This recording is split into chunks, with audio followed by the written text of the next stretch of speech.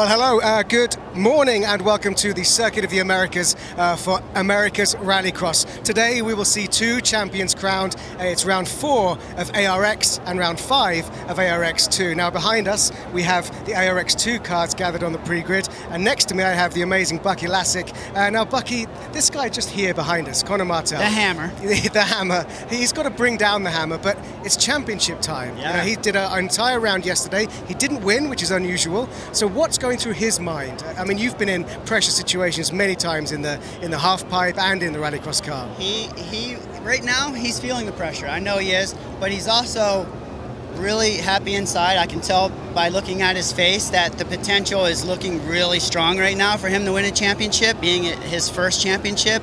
And he's been putting a lot of seat time in, so I know his team and him are really looking forward to making the magic happen. Now, talk us through this. I mean, I know you are from America, but this is not where you're from. Texas, I don't know what I expected weather-wise, but it got cold and wet last night. It's kind of muggy and humid now. It's not raining, but it's been raining. How on earth do you judge the grip levels on this circuit, bearing all that in mind? Personally, I think track conditions are perfect right now. Okay. As long as it doesn't rain heavily, I think we're looking really good.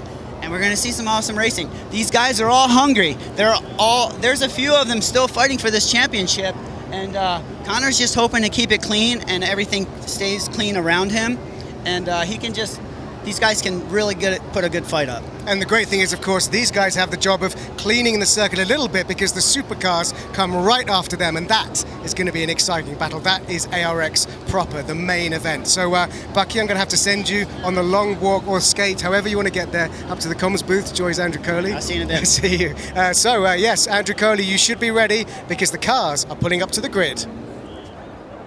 Yeah, we're ready up here. I think Bucky's walking today because it's wet, and that's not good for skateboard wheels. There's some technical feedback for you on that one. Yeah, okay, interesting. The track conditions have changed a lot. So we saw a session for World Rallycross just previously, and during the course of that session, we were around a second a lap faster in each run. In fact, Ekstrom took it with the second race, and Solberg wasn't quite as quick in the third one.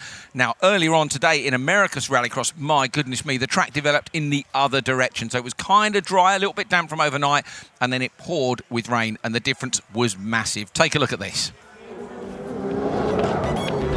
So this was the first race, and as you can see, it was pretty gloomy in the background. This was Bennett being picked up hard by Sandell on the way into turn 1. Then again here, look, he got speared in the side by Atkinson. So we were a bit surprised not to see quite so much of an investigation on that. Although looking at my timing screen, I think there were a couple of penalties handed out to Atkinson and Sandell. So interesting. Atkinson and Sandell definitely in trouble for that. A glance at the screen has told me. Ken Block with a good run in the Focus. The reason they run out really wide there is to get across the timing loop early. Now, the rain fell. Look in the background. Super grey. Speed got a good start. Faust on the inside getting the whole shot with Haken and up behind him. But there was zero traction out there. These guys, although they were trying as hard as they could, and Speed here trying to close the gap down to Faust. Look at this. Look how slow it was in the hairpins. This was Tanner on lap 1. Nearly stuck it out in the gravel trap. Managed to hold on. Haken in behind him. Speed was on the back of the train already.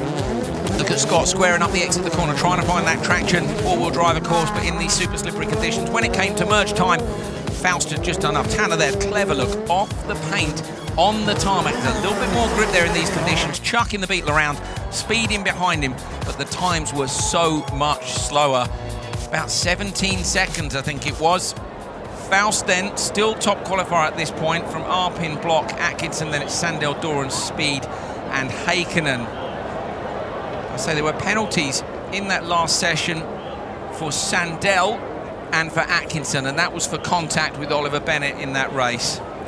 Right, let's go down and have a catch up with Neil Cole before we get the racing underway. Yeah, we've just managed to grab Conor before he has to get in the car, which is happening imminently. But quickly, because you're in the second race, how much of an advantage is that, and what can you learn from watching the first race? Yeah, so I mean, we had some rain after our first race, and the supercars struggled pretty bad, but it's pretty windy, so hopefully it dried out a little bit, but it's going to be nice to see exactly where the slippery spots are when these guys go out. We didn't change the setup at all because it seems like it should be okay, so we'll go out there and see what happens. And just before you have to get in the car, what's the Joker strategy? Can you tell us?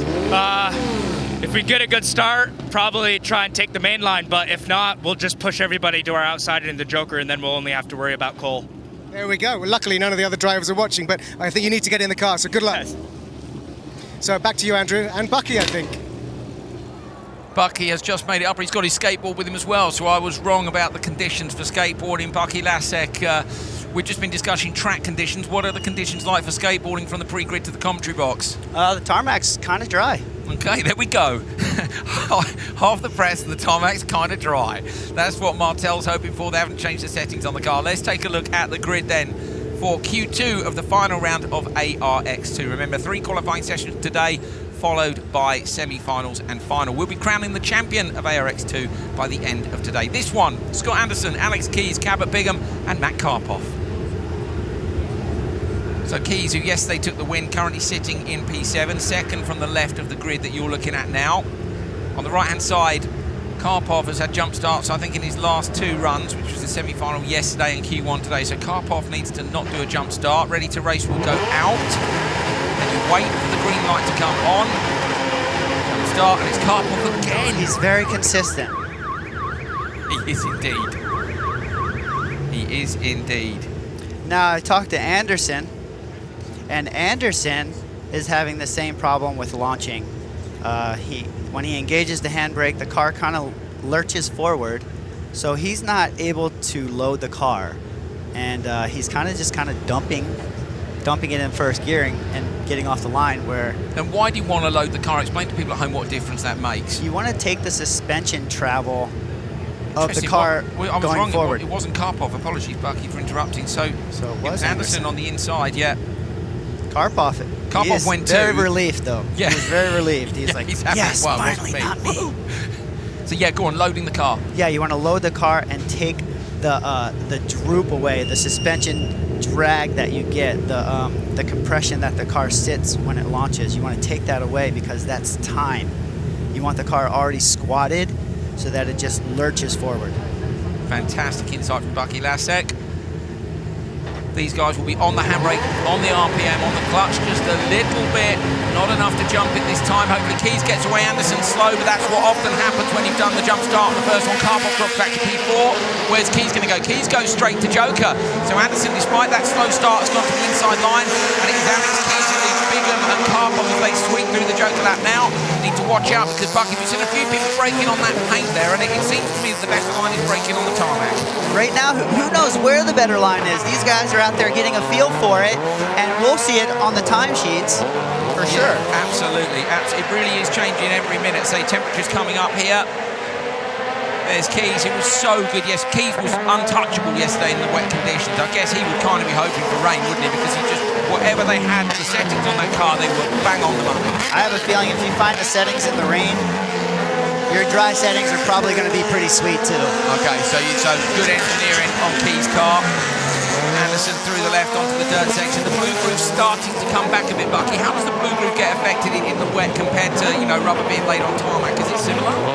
It's kind of similar, but on the dirt, the blue groove kind of gets slimy because they put an additive in with the dirt. It's like a salty additive. I forget the name of it. To keep the dust down. Yeah, to keep the dust down. And when that gets wet, it turns into a slime.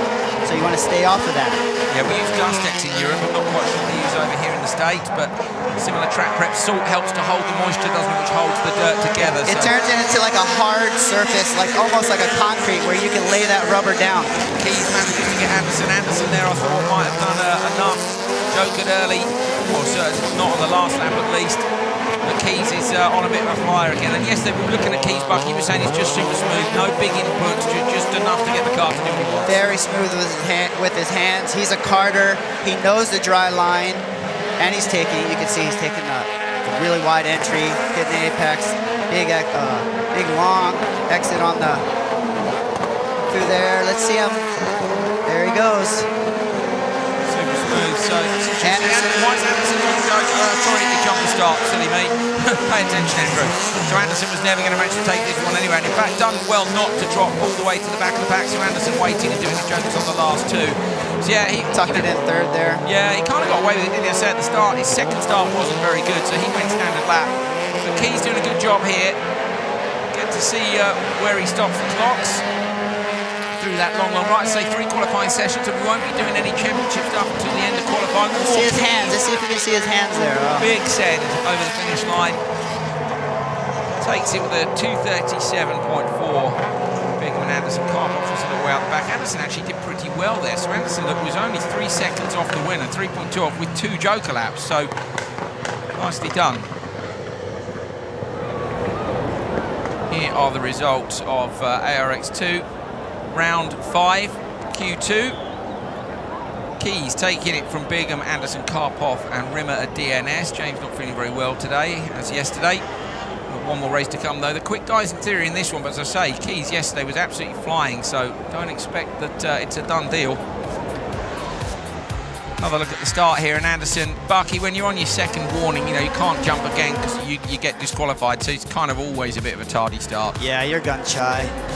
You're gun shy. You're not going to let that thing go. No, so Anderson didn't go quick, and then when the others all went into the joker lap, he headed off onto the standard lap. Of course, with those 2 jokers, not able to capitalise. Right there, you can see with Keys, if it wasn't for the second joker, it would have been a really, really good run. So Anderson looking fast as well. Well done to Keys. Checkered flag. Good stuff there from Keys. Like, he was mega yesterday in the really wet conditions. When the track's constantly changing like this, it's quite hard for the drivers. It is. What you tend to do is give it a little bit you stab things a little bit harder to see how it reacts. Okay, well there's grip there. Okay, well there's grip there. Okay, well, I'm good. Okay, so it's feeling for grip basically. Yeah, you get a feel. Okay, cool. Where are we headed next? Are we going to head down and have a catch up with Neil Cole? Alex, it looks like in that race you kind of found the same kind of form you had yesterday to win. Yeah, no, that was good. We got out, we got a good start. That's kind of the key with this track. You can't really pass out there. It's super tight. So if you get a good start, run clean laps, that's what we needed to do. And what's the track like? I mean, do you think these guys will go quicker, or is it fully evolved now? Well, the dirt's getting better, but also there's a ton of dirt getting dragged onto the pavement. So it's kind of staying around the same place, but it's different. Okay. Yep. Interesting. Thank you. Thank you. Happy enough, but also saying about the dirt being dragged onto the pavement. That's the tarmac sections of the course. If you're from the European side, I like the word pavement as well. I'm trying to incorporate as many of these Americanisms as I can. Bucky Lasek doing a good job of teaching me stuff like gun shy. Yeah. We're all good. The vocabulary is growing. So second race on the line and good to go. On the inside, Cole Keats, Connor Martel next to him, then Fraser McConnell, Travis Picoy and Christian Brooks. These guys are all super quick. Martel, I say, leading the championship at the minute. Christian Brooks in P2. Cole Keats, though, was the pace man in Q1 earlier on this morning. Temperature rising here at COTA, Circuit the Americas, Austin, Texas, USA. The skies are holding up. Look at the dirt in the track, though, Bucky, and that's what the guys are saying. That's really changed the characteristics from yesterday. It's taken away the mixed surface almost of this race. It's almost blended the whole track is almost the same surface now. Yeah, blended, certainly blended the transitions, hasn't it, from tarmac to dirt, and vice versa. Pretty good start on the outside from McCoy. Quite so good from McConnell. McConnell's dropped back. McCoy, in fact, with the fastest reaction time you can see, but Keats has gone in real hard on the inside there and pushed McConnell out wide. Keats going to come out of the joker lap in second place. McCoy leading those who've jokered, and Martel and Brooks taking the standard line. So Martel leading on the standard lap with Christian Brooks up behind. Yeah, Keats went in deep there, didn't he? He was pretty brave to get up the inside of McConnell. A bit of contact. Yeah, he made it work. Where earlier we saw that some of the ARX guys didn't make it work. No, they did not. There was a fair bit of contact. Let's say penalties for Sandell, for Atkinson after contact with Bennett. You're going to see the supercars in a few moments' time. McCoy now getting some pressure from behind from Keats, whereas Martel is just starting to gap Brooks a little bit. And Brooks here, he's chasing Martel on the track. He's also chasing him in the standings, Bucky. He is, so he wants to get ahead of Martel right now. McCoy looking at Keats side by side. McCoy having a look to hold on to the position. And McConnell gets in there. Yeah, thanks very much. McConnell gives it back to Keats. That was from earlier on in the race. We saw some heavy passes down at the end of this straight last time we were here, and Keats has a look up the inside and ends up in the wall. Keats is in the wall on the inside. Tried to get into a gap. Was it there or not? I don't know. There was contact between him and Fraser McConnell twice, so that's the way it goes sometimes. McConnell all sideways with a tire off. Yeah, that contact took a tire off McConnell. McConnell coming past us in commentary with the rear end of the car, smoking tyre hanging off. You're looking at Brooks, who leads from Martel. Martel took the joker on that last lap. Martel's spotters, I don't know whether they're recovering for behind or just trying to make sure that Martel's in a good position. Okay, Keats is in the wall. So Keats is in the wall in the section of track, and the spots would have been told about that because they couldn't collect that with the rear right if they come in there too hot. But Coy comes through that section next. He makes it through unscathed. So it's Brooks from Martel, and Brooks hasn't jokered. Bucky, Brooks has not jokered. So they've been on the radio to him and warned him about the car up in this narrow section. And forgot the joker. Yeah. Brooks has not jokered, so that's going to be a 30-second penalty, and it's going to hurt Brooks big time. It's going to drop him right down the order, and that is massive advantage. Conor Martel in the championship. He's already got a 15-point lead, but this is going to stretch it possibly to the point where he could take the title at the end of Q3. So that's a disaster for Christian Brooks. He goes joker now, but it's too late, and they're on the radio, and he knows.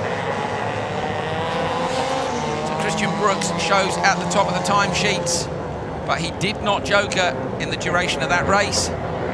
That could be the championship decider right there. Yeah. Martel.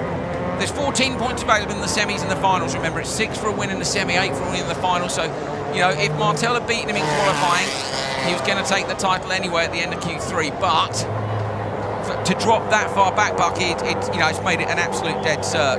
Yeah, I would say so. One more session to go. Anything can happen, of course, but that is not ideal, and that's not ideal either. No. Keats with broken front left steering, probably from that contact on the attempted pass earlier on in the race. So Keats a DNF, Brooks 304, and there you go. That's with the 30-second penalty added on for missing the joker lap. Bear in mind, a joker lap takes 3 seconds longer. You do not want a 10 times joker lap penalty. Martel taking it from Coy and McConnell, and in fact, Martel goes fastest. So Martel takes Q2 here.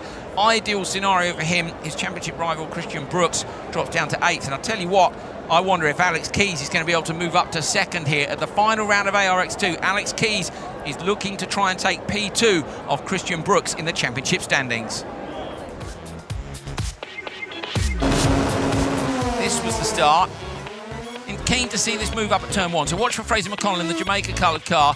To be fair to Keats, he was all the way up the inside. He was far enough. Yeah. He was far enough. That was a racing. Yeah, it was a legit move, wasn't it? So he's completely, and Bucky, basically, if you're 2/3 up the inside, as a general rule, that's viewed by the stewards as enough, isn't it? Yeah, as long as your front wheel is ahead of the guy's door, I would say it's a pretty fair fight. And that was fair from McConnell too. So these guys have raced each other quite hard, and then Keats has gone for the gap, and McConnell won't know he's there, will he? And he's just hooked himself in on the tyre barrier. He's broken the front left steering. I think he's then reversed it out of there and managed to get. Here we go. Is it the steering go here? Yeah, steering's Yeah, gone. boom. Yeah, so into the wall. So that's a shame for Keats, because Keats has been really quick this weekend thanks to them sorting the gearbox issue that he had earlier on this season. New transmission on that car, but unfortunately ends this one in the wall. Christian Brooks ends it without a joker lap. That drops him down the order. It is advantage Martel. Conor, I know you're driving your own race, but when you're going around there and you see that one of your rivals doesn't joker and one of them's in the wall, how does that affect you just going about your business? Oh man, I mean, it's quite amazing actually. You know, I mean, Christian's definitely under a lot of pressure because, you know, he's trying to catch me for the championship, and, you know, his spotter didn't call out the joker lap, so he loses a lot of points there, and it just gives me more of an advantage. So really all we need to do, I start P1 in this next heat, and all we need to do is get out front and run a clean race, and we should get a good spot for the semifinal and the final. And be champion, so good luck. Yeah, thank you very much. Yeah, that's the smile of a man who knows that things have suddenly gone his way. Cole Keats, look, who was the winner of Q1, actually holds on to 2nd place even with a DNF. So that goes to show you how important it is if you can win a session. But look at Martel, P2 in Q1. He wins Q2. He's going to extend his championship advantage over Christian Brooks, who is down in P8. And Christian Brooks is looking to try and defend his position from Alex Keys, who is chasing him in the standings. It is all to play for, with one session of qualifying left in ARX2 here at COTA.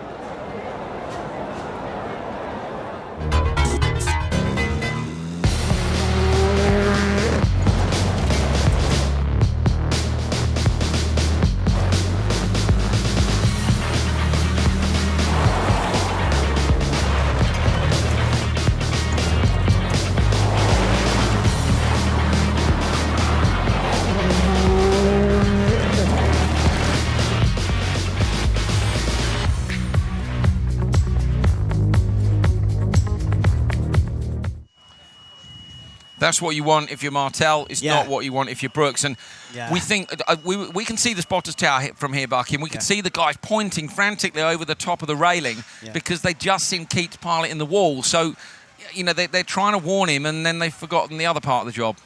Yeah, it happens. There's a lot going on in a very short time. It's a fast-paced race, and yeah, it happens in racing. Huge pressure on the spotters as a job. You know, I'd rather be in the car than on the tower. Yeah, it's hard. It's like I had a friend, my buddy Dave. He co-drives and he spots. He's spotting for ARPN and stuff, and he's like, it's a tough job, and he's not really a big fan of co-driving. He's a driver. But yet he chose co-driving over spotting just because spotting is so tough. Yeah, really, really hard. You know, a lot of pressure on you. And this, you know, if a spotter makes a great call, the driver's a brilliant driver. A spotter makes a bad call, the spotter's a terrible person. So you don't get the kudos when you win, but you kind of do get the blame sometimes when you lose. Yeah, it's a tough job to have. I personally wouldn't want it. No, exactly. We're happy up here. We'll take this tower. Thanks very much. We're good with this. We still make mistakes, but, you know, that's okay. So Martel with a good championship lead now, say 15 points. There's only 14 up for grabs in the semis and the finals. So Brooks had to beat him in qualifying to get it done. And from there, unless Martel, you know, has a terrible, terrible run, it's not going to happen. I think Martel's I think he's already scheduling his party for tonight. I think I got the invite here, so let's hope it happens. Right. Here's the track here at COTA, Circuit of the Americas. In the background, just over the tower there, you can see some fairly ominous-looking cloud, but I have to say the visibility towards the horizon, Bucky, is a lot better, and we've got sunshine behind us, plus the temperature is definitely coming. Mind you, so coming in from... Okay, where's that? So that's kind of where the sunshine is, but if you look behind there, it's hard for you guys to see that. There's actually some pretty serious black clouds above the white tents in which we stand. Them right there, So to the white left tents, of your screen there. Up above that's a lot darker in real life than it is on your screens there. So if the weather comes in, that could change everything again. Blue Groove coming back. Looking dry. Yeah. I say the temperature really helps with that, doesn't it? Like he's going now the sun's out a little bit. I'm anticipating the lap times will be as good as they were yesterday. Yeah, they're going to be good, man. This is going to be a great battle. The track conditions are perfect for racing right now. So I think they're running the dry setup, and they got the car turned fully up right now. So Bennett lining up in this one. Who's he with? I think it's Heikkinen. Okay, so yeah, Sandell was given a penalty, and so was Atco for that little bit of contact. Yeah, I saw the boys in the principal office. Oh, really? There. Yeah, they were talking to the principal, and it's not where you want to be. Nobody wants to get called to the principal's office. It's not cool. Heikkinen on the inside for this one. Bennett, the last of the drivers to come up to the line after he got beaten up in the first corner.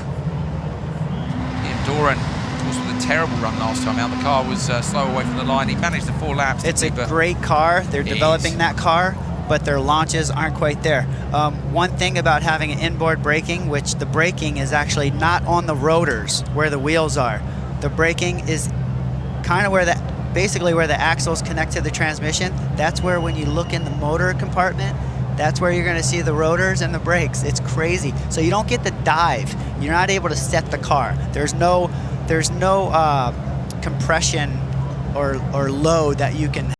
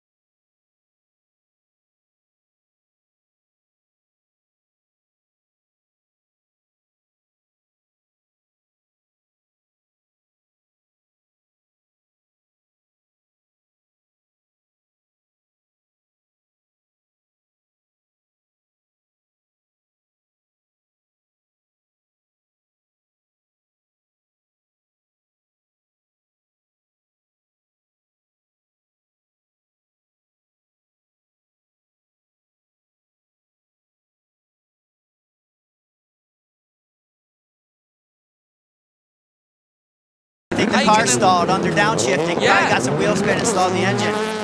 Well, this is playing into Bennett's hands. Okay, Arpin's moving. Here you go. Arpin's moving. Look at that. Panels fly off the focus. Steve Arpin was in the tyre wall completely. He's was in a great position coming into this one. Steve Arpin is going to probably tumble down the order as a result of that incident at the start. So we'll have to have a look afterwards and see exactly what happened in the run into the first corner. Doran leads from Heikkinen. Oliver Bennett trying to close them down in the mini. So Bennett has jokered and the others haven't. Over the jump for Doran and Heikkinen. Toppy's going well, isn't he, in the Super? And yeah, both these guys wildcards. It's good to see them in ARX, Bucky. It is. It's awesome to see these guys come over here and run with the Americans, I would say, over here in the ARX. And these guys have not been in these cars too long, and they're setting fast times with the guys who have been in the cars all season long. So these are very good drivers. Liam Doran takes a standard lap. Heikkinen goes joker. Heikkinen possibly covering off Bennett behind him.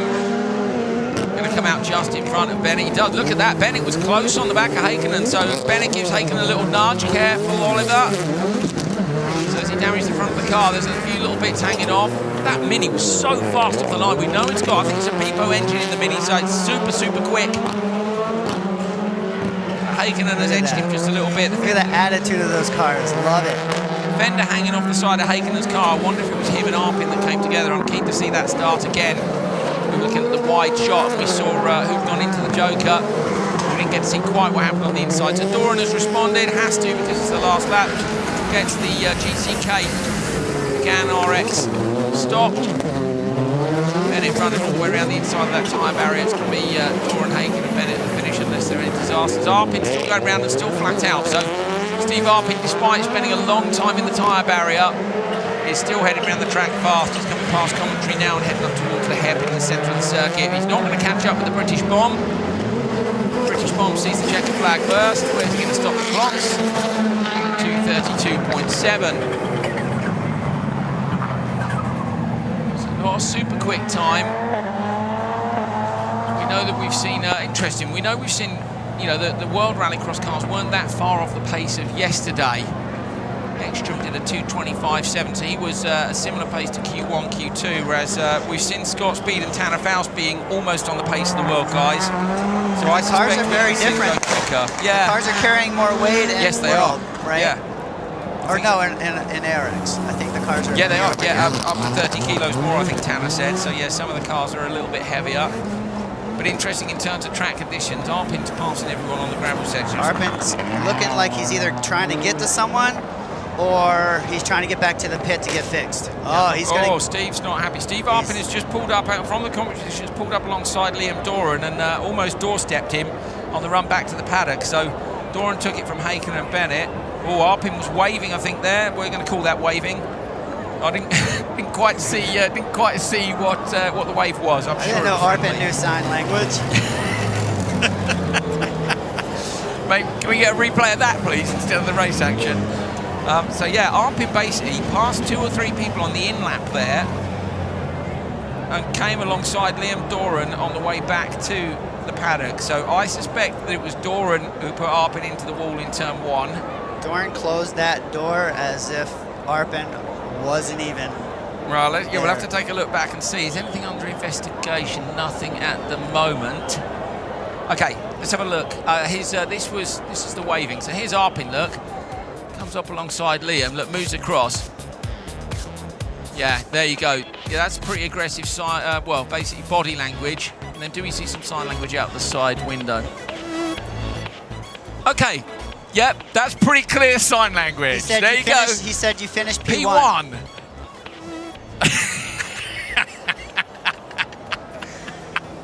There you go. Passion's running high here. Let's see what Liam Doran's got to say about it. Liam, it was a good race win, but it looks like Steve Arpin's not particularly happy with you. What's that all about? I'm going to laugh and do nothing but laugh at that. It's up to him if he wants to take that decision. That's not my worry, but yeah, it's an okay race. It wasn't at all a good race.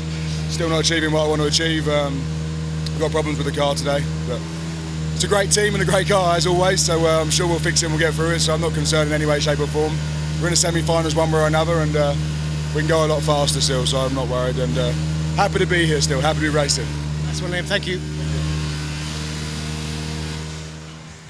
P1, wasn't it? P1? Yeah, he was kind of bothered by that, huh? Yeah, he did not like that. So, you know, it'd be interesting to see, again, that first corner incident. We've seen a replay. Yeah, I want to see a replay. Seen a replay of the sign language. Let's take a look at the replay of the start. So we're going to take a look at that now. Here we go. Okay, Arpin. Definitely some pushing there. Yeah, but do you know what? They were side by side in the run down there. Yeah, okay, here's another There's angle. a better angle. Liam moves across. Haken's on his inside anyway. See, Heikkinen tucked in. Yeah, I don't know what to think about that. Should Arpin have tucked in too? I don't know. I mean, it's possible. I mean, you see the tires coming. You know you're against the British bomb. You kind of got to expect what he's going to give you. And Liam bogged completely there, almost like the car stalled when he was trying to go down the gears. I think it stalled when he downshifted. It probably stalled, and it was rolling enough that he could clutch kick it.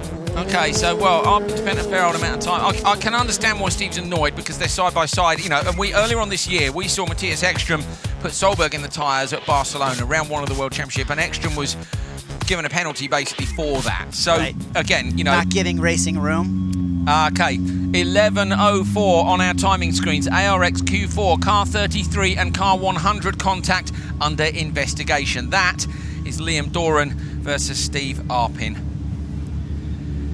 Okay, let's get back to the championship fight instead of the possible fight in the paddock. We've got Speed on 86 points from Faust on 77. 9 points in between them, but so far this weekend, it's rather gone Tanner's way in terms of the qualifying. Of course, they didn't win the last session. Tanner won Q1 and Q2. Ken Block won Q3, which was his first qualifying win in ARX, and that was because he went out in the dry and these guys went out in the wet. Still a good drive from Ken, but they were 17 seconds off the pace, so they're still together in this one. Speed yesterday with an uncharacteristic mistake. Speed, he took 2 jokers, Bucky, and that's really very unusual to see him do that. And I went and saw him, and he just admitted, he's like, look, I just messed it up. Like, I joked on lap 1, I forgot, I did it again. Yeah, it's so hard to tell with Speed because those guys are so sneaky. It's like, did he take the joker twice to see if there was more grip on the tarmac, you know, if it was faster? But he admitted that he made a mistake, so it wasn't that. So 2 jokers for Speed. He then got turned around by Ken Block. Now, if you watched COTA 1, which is what we call it because we've been here twice with ARX, me and Bucky were here commentating that, and Ken, he kind of got into the back of Scott a couple of times on turn 2, the hairpin, the merge onto the dirt. For me, it wasn't really pushing, but Scott doesn't like it. It's a bit like Petter in that they're like, oh, we want it super clean, you know. Yeah, it's as a racer, you want to be race clean, but this is Rallycross. You kind of want to put a bumper on them, but you don't want to send them totally sideways. So if you can race them without totally kind of really screwing up their race and get beside them and stuff, it's not so bad as a racing incident. So as long as you keep it within a racing incident, I think it's fine. Down to Neil. Scott, it's a brand new day and a big day for you. You're in a good position for this race. What's the plan going into the first corner? Yeah, well, we just need to make some spots up. We've been so unlucky so far today.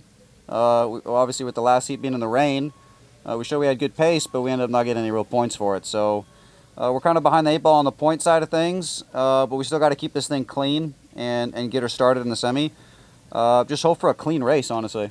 Now, watching the body language of these cars and the ARX2 cars, lots of different lines around this circuit. Give us an idea of the different lines, the way that you use the width of the track differently to maybe some of the other drivers.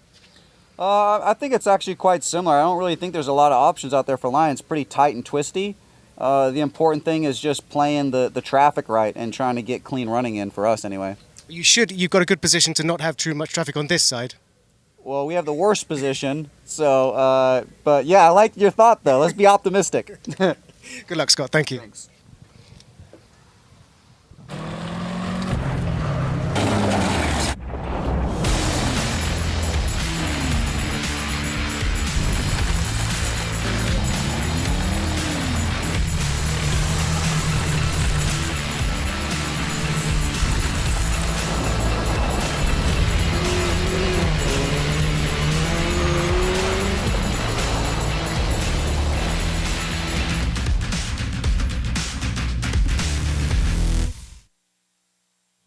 So, Tanner, there's a little bit of a delay. How does that affect your mental processes before you launch off the start line?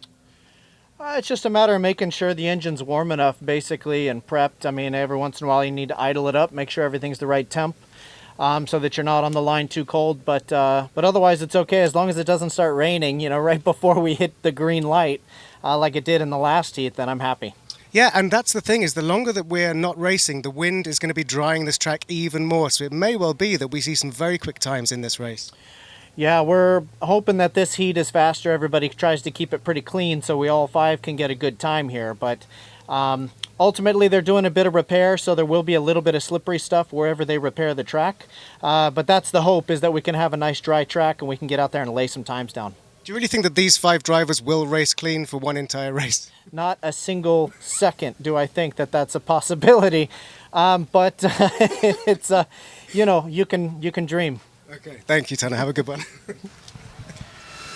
Tanner definitely looking more relaxed there than Scott, Bucky. You know, Scott, it's just that tightness when the championship is within your grasp. And yeah, okay, if it was a 29-point lead, he'd be feeling a lot happier than a 9-point lead. I can tell by Scott's voice that he's almost accepted the fate that he's going to get in this race. Well, he feels like he's going to get hit. I feel like he expects it just by the tone of his voice. Tyre barrier repair going on. We've got a load of people down there. It's funny, isn't it? So we've got 1, 2, 3, 4, 5. So we've got like 8, 9 guys down there. A huge pickup truck, same as my hot car actually, and one of these great big kind of, what's this, Bucky, on the left? Like it's just a lift. It's kind of like a forklift. Okay, well, that's cool. That's cool. So we've got down there to move it about. I mean, you know, you pile one Rallycross car in there and all the tyres move instantly, but with a tractor and 10 guys, it's taking them just a little while longer. So we are nearly there with the track repairs. You can see they're all tied together there, so they're not going to like be a hazard out on the track. They also, of course, don't want to adjust the line into turn 1, because at the minute you can see it's a slightly strange line on the inside. Anyway, Neil Cole is with Ken Block. Ken, you very kindly just turned off the engine so that we could hear each other speak, which is very uncharacteristic in terms of you always want maximum engine noise all the time. What's the tactics out here on this side of the grid? Just trying to have a good, clean start and try and take as many points out of this last qualifier as I can. You know, had a really good Q3, obviously, so just need to keep that points thing going that direction. So, you know, it's been a fun weekend, but we got one qualifier left, and then the real action starts. Okay. Good luck. Thank you. Thank you. I think I might have heard a little yawn in there from Ken, so I was quite surprised. We were at Nitro Games last weekend, myself and Bucky. Ken was there and Tanner, and I had to go home to the UK for an event, the launch of Dirt 2.0, which is Dirt Rally the game, which is the official game of the World Rallycross Championship, and Tanner and Ken had to go back over there as well for the launch of another game. So they then come back over here, and Ken did say this morning, didn't he? He's like, yeah, the jet lag hit me pretty hard in Q2, so I think I spied a little yawn in there, but once the adrenaline gets going, I'm sure he won't be yawning once he's out on circuit. So tyre barrier repairs continue. Yeah, you see the tire line there? And the tires are sticking into where the tire marks are. So yeah, it needs pulling out. They pull those out a little bit. Some repairs still to be done. Atco, the track's probably a lot drier than it was before. What's the tactic for now? We just need to get some more good points. We had a terrible day yesterday and scored none really, and lucky we got second in that last one. So more good points, try and get in the front row from the semi, and if we get in the front row in the semi, then you're in with a chance. So that's the target. But there's not a huge amount of clean racing happening here this weekend. Doesn't seem to be much clean racing going on. It's such a tight track, it's hard to pass, and if you're going to make a move, you're going to make contact. So whether you get away with it or not, or get a slap on the wrist, you never know. We need to have a good clean race, we need to be fast, but I've got some aggressive guys either side of me, so we'll see what happens. And also, there isn't really a chance for you to put the foot down and really stretch the legs of this car, so it's all about getting the best out of all the corners. Man, these cars are meant to go. Like these cars need to be unleashed, and unfortunately there's not room on this track to show what they can really do. A little bit tight and twisty, and it's more of a technical detail track rather than a fun rally driving raw track. So yeah, it is what it is. We're working on it, but these cars are beasts, and we want to show how much of a beast they are. We look forward to watching it. Thank you. Cheers, mate. So they're continuing to repair the barrier down at turn 1. If you guys missed it, let's take another look at why that barrier needs repairing. Okay, watch for Arpin, P2 on the grid. Doran moves across, fair enough. Now at this point Arpin can back out. Heikkinen backs out because he sees that there's nowhere to go, but kind of Arpin gets on the paint. I wonder if the paint was still damp, Bucky. It's hard to see how he ended up in there quite so hard. Have a look at this. Yeah. It's really hard to tell. I mean, he's kind of half. He's far enough. I mean, he's far enough inside that Liam maybe should leave some room. But then he's also half a car back at some. It's weird. Did you see the way the car snakes as it hits the paint? I wonder if we can see it one more time. No, this is Doran stalling it up in the dirt section. Heikkinen in behind him. Heikkinen doing well, as I say. Heikkinen ducking out of that situation early. You can see he was on the inside of a kind of a 3-car pile. Was this where Doran? No, this was the second lap. So Liam took it. He wasn't very pleased though with the performance. Liam is very honest. He's very, very honest when he doesn't feel he's doing very well. I think he thought yesterday. He maybe was quite surprised to be P3 overnight. So they were working on settings on the cars. Okay, they really are still repairing down at turn 1. Drivers sitting in the cars. It's warm enough here. I say shorts and t-shirt weather. So you know, wearing a fire suit, Bucky, it's pretty much like wearing ski thermals, isn't it? Which is your fireproof underwear. I don't know how these guys mentally are going to be so calm after this. Well, Scott would look pretty nervous before, and now he's been sitting in the car for 5 minutes. It only ramps it up, doesn't it? It's definitely the calm before the storm. So right now they're probably going through their heads of all these incidents that could happen. Like, what do I do? Do I go inside? Do I hang outside? Do I wait? Do I kind of play cautious and let the action happen and benefit from everyone crashing in front of me? So all this stuff is kind of coming into play. Yeah, I hate the waiting. You kind of, once you get going, it's cool, isn't it? Like there's that release of autopilot. Yeah, like you almost, when you're in the car doing it, the nerves are gone immediately. But when you're kind of out of the car waiting to go, even in the car, it's kind of like, it just doesn't feel nice. Yeah, you can get into your own head sometimes. Neil Cole is with Patrick Sandell. I think we're going to speak to everyone if they carry on like this. Well, Patrick, this now means that I've done the full house, every car on this grid, which means there's a long delay. How are you managing to keep the car and yourself in focus to hit the track? I'm just sitting here relaxing, you know. It's not much we can do. For me, it's mainly about staying calm and then just go out and do the work. Don't think too much about it. It is what it is, so just have to stay here. Now, you're right in the middle of this grid, of this race, and everyone around you will really want to get into either the first turn or Joker cleanly. And how's that going to happen? I won't work. Definitely not, no. I'm in the middle, so I'm just going to try to do the best I can to have a hell of a launch and then see what the other guys are doing, and after that, pick left or right. Okay, good luck with that. Thank you. Patrick's super calm, and that's exactly what we were talking about just then, Bucky. Like, he's like, chill, I'm just going to chill. Turn off the voices in your head and just listen to the important one when it comes on. What does the important voice say? The important one is the spotter. And that's what you can blame it all on him. So just listen to him. That voice in your head is fine because the other voices you got to ignore on the start line. Ignore the ones that are telling you this and that, and if this and if that. Just listen to the one that you hear in your ear. People in the stands enjoying being on the big screens. Chris Atkinson staying hydrated, which is important. I say it's nothing like it was for round 2 of ARX earlier this year when we were here, and that was horrendously hot. Like, you stood in a paddock tent and you just wanted to be in front of one of the fans. They've all got these huge, like 4 or 5 foot fans, Bucky, to pass air through the tent, but also to keep the cars cool. And then they had spray fans, where they mist a spray of water through. Yes! They've got to be backward fans, surely. I would think so. I can hear them. They've got the backward number 13 logo on the front there. Andreas Backward, one of the world Rallycross competitors. They're getting applause, and rightly so. That's a strong suit game. Is he doing the right? Got a radio with him? Or his backward spotter, maybe? Hopefully not. He's up in the stands. Yeah. He's up in the stands. I don't know how they say it, but it's awesome when you hear You're nearly it. there with that, Bucky. You're nearly there with the backward song. Swedish people, there they are. Johan Kristoffersson, potentially the world champion here in Austin, Texas. The first Swede to be a double FIA world champion. Mattias Ekström, of course, taking the title as a Swede. Solberg. Got a Brit there? Norwegians. Yes, British people. There we are.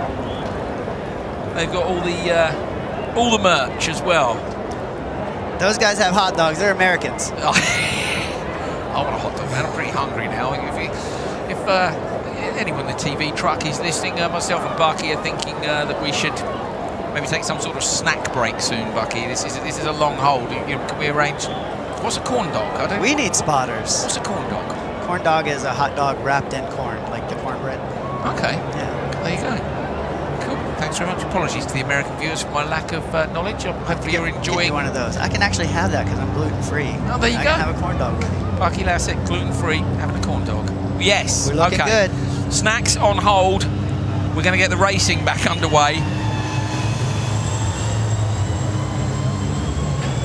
Okay, the cars are rolling, so Scott Speed and everybody else who's lining up in this one getting themselves ready for practice starts. Practice start basically checks whether your RPM is right. It cleans the tyres off, it warms the tyres up. But then everything is slightly warmer once you've done one. You have to consider then, Bucky, maybe going one setting higher, particularly when you've sat like this and the intake temperatures have gone up on the engine, so you're maybe not making quite as much power as you would be. So that they're getting, people think, I just set it and go. You don't want too much wheel spin. You don't want no wheel spin. Right now, I bet you they're full blown. There's no water on the track. The grip level is high.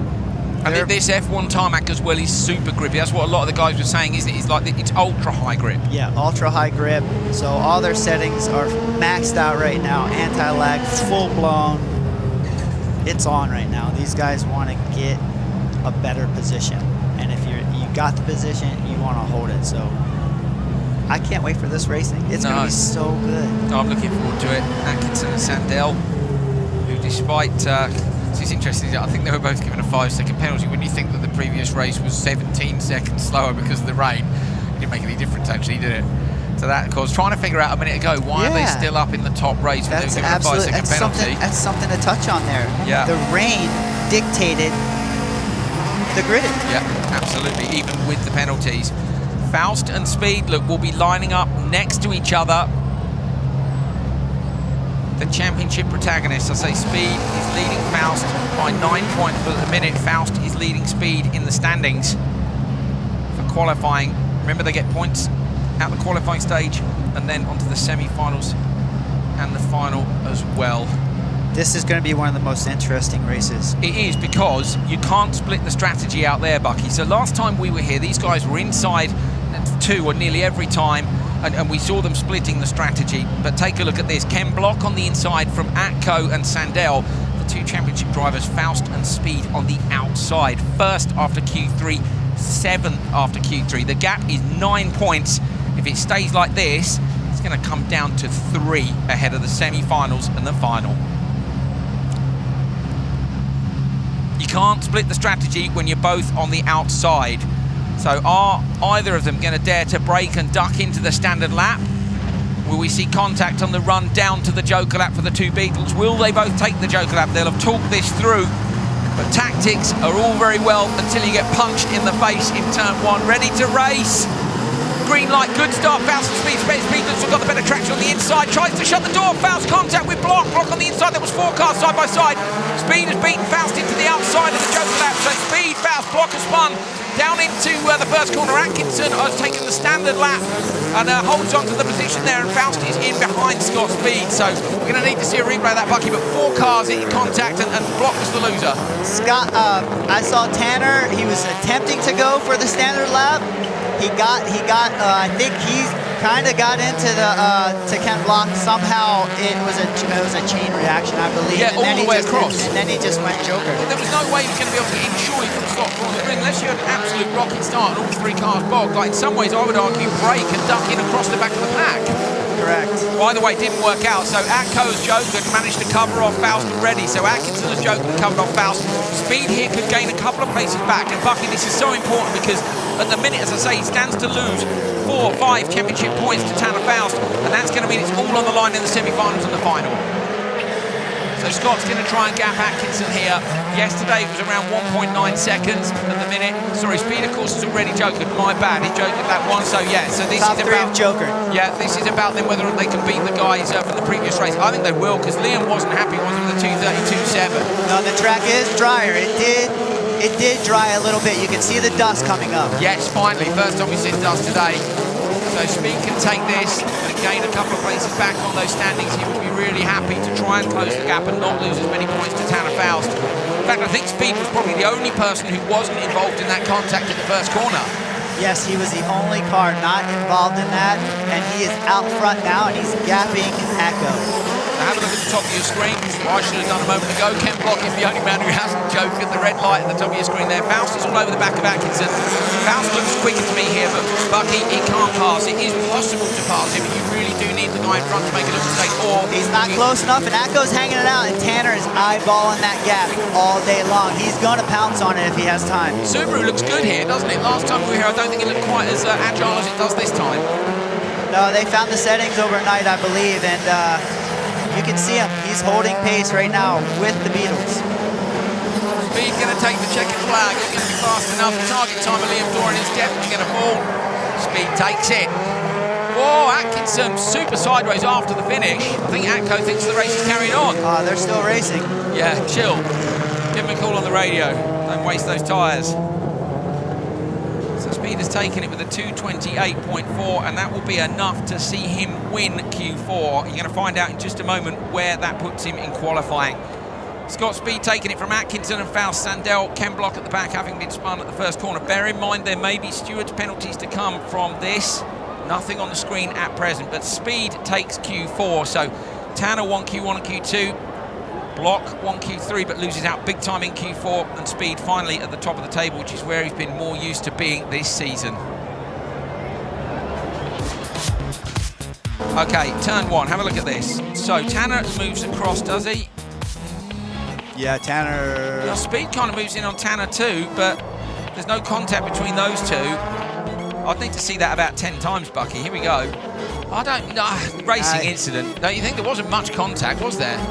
It was enough on that braking turn in to upset the car. So when you've got all the weight over the nose and you're turning as well, a little nudge at the rear is enough? Yeah, that's all it took. Okay, well, we'll see. We're not seeing anything on the timing screens right now. I say the stewards will be looking at these replays as much as you are. Okay, and as I say that, 11:27, ARX Q4 Race 2, start under investigation. So the start is under investigation, but Scott Speed is the winner of Q4. Well, Scott, that is exactly what you needed. You've still got the championship lead. Talk us through that race. Yeah, we came off the light good. I knew I had to get off the line really fast with quick reaction because Tanner was right to my inside, and I knew he was going to go Joker, right? So that was a launch where we had to be on it. So I was happy to get to the Joker first, and then luckily a lot of guys followed us, so we didn't have any traffic in front of us, and I think we've been pretty much the fastest car here. So we were able to run our own race and kind of walk away, and we'll see where that puts us in the semifinals. But we got the pace. We just need to get a bit lucky with start position and how this racing's going. Anything can happen right now. Okay, good luck later. Thank you. Cheers. Thanks. Scott Speed getting the result he needed in Q4, and these are the standings after Q4, and look at that, he moves up. He was about to lose 5 points, I think it was, prior to this session, but the win in Q4 has moved him up to second place. That means that him and Faust will not meet in the semi-finals. They will meet in the final should they both make it. Championship gap was 9 points. It's down to 8 because Faust was in front. Remember, there are 14 up for grabs. You get 6 for winning the semi-final, 5, 4, 3, 2, 1. In the final, it's 8 for the win, 5, 4, 3, 2, 1. All to play for at the final round of America's Rallycross. Okay, so Scott's really saved it there at the end, despite the nerves, Bucky. And the nerves were probably because he knew what he really needed. He had to get that done. Yeah, he did exactly what he had to do. He had a great launch. He just hung it out there. He knew he was going Joker. He just took his line and just ran his race. He did indeed. We've seen some penalties and some investigations on the screen. I think Liam Doran's just been given a penalty for the incident with Arpin in the previous race. Yeah. And the start of this one's under investigation. Bucky, I wouldn't want to have to do that because I think I'd need to see it 10 times to figure it out. Yeah, you never want to let the stewards dictate the ending or a championship. Yeah. So with Liam, I believe they probably found him closing, not giving racing room was probably the call on that one. Sure.